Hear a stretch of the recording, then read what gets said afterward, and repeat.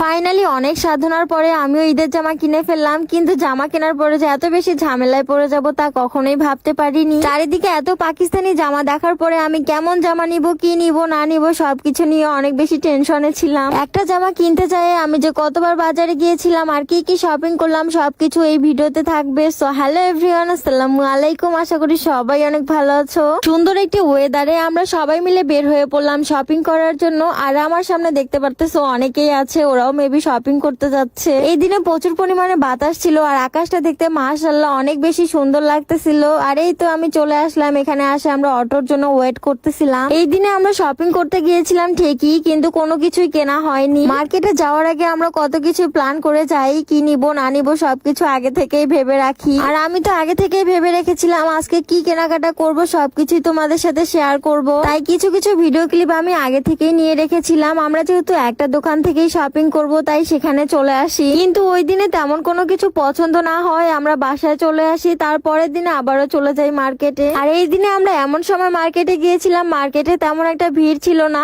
আর আমাদের যেতেও তেমন একটা প্রবলেম হয়নি। কাপড়ের দোকানে আসার পরে আমি অনেক বেশি কনফিউশনে পড়ে যাই, কোনটা রেখে কোনটা নিব। আমার তো সবই ভালো লাগতেছিল।